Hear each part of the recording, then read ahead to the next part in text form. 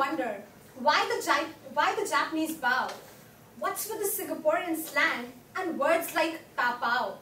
Why can't the Indians ever be on time? And why for the Westerners, their directness of speech is of prime? A very good morning to everyone. I am Kanika Agarwal, and today I'm going to analyze the fundamental dimensions of cultural diversity. These dimensions basically help us to understand that why different cultural groups differ in their behaviors, in their customs, and overall in their communication. Well, going on to the very first one, the high context culture and the low context culture. Let's try to learn it with the help of an illustration. We just saw in the case study how Terry Jones goes up to Miguel and says, "Miguel, do you understand that I want the customs right here immediately?"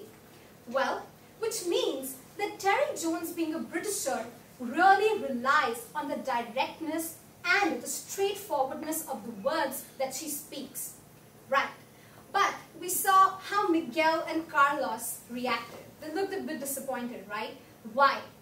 In South America, I would generalize this over here, in South America, the people usually depend on the non-verbal actions and they try to go around the situation.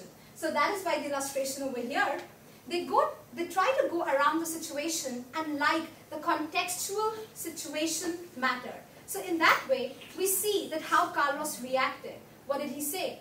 He lowered his head and said that, "Senora, this is very difficult, very, very difficult," which is an indirect way of saying that no, it is not possible.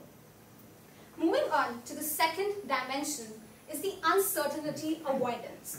In uncertainty avoidance, basically, it is the readiness of a person, of a cultural group, to adapt to the international changes, let's say economic trends, politics, restrictions, etc., while they're at work at that particular region. And what happens? Our group actually researched that while this case study took place, it was assumed that lots of industrialization practices were being adopted by South America. And at that time, there were restrictions in their customs, there were restrictions on the permits, and it was impossible to get everything before time or on time actually, because everything was going very slowly. And what did Terry Jones do about it?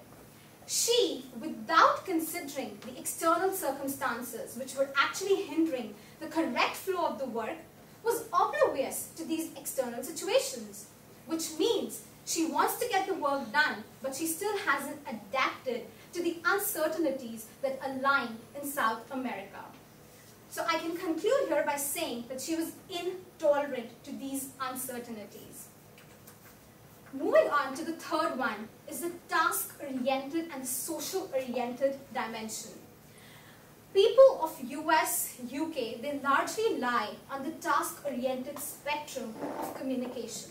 What do I mean by that? We saw that how Terry Jones was a quick push. She wanted to get all the work done quickly.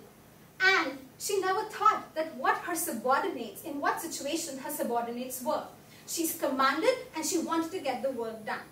Well, so this means that she is inclined towards getting the task done instead of seeing that how, or I would say instead of even looking at how her team feels while working with her. However, we see that Carlos and Miguel, they actually prefer a high degree of social orientation. How do we see that? They had problems. They respected their manager. But exactly in this case, they did not want to disappoint her, right? They did not want to embarrass her in the situation. And they wanted to maintain a harmonious team workflow. And for this reason, they did not tell Terry Jones what the problem was, as they wanted to handle it themselves, which shows that they were socially oriented. Well, the three dimensions that I've covered over here were quite relevant to our case study, and I would just like to pass on to Ayush, but before that, I just want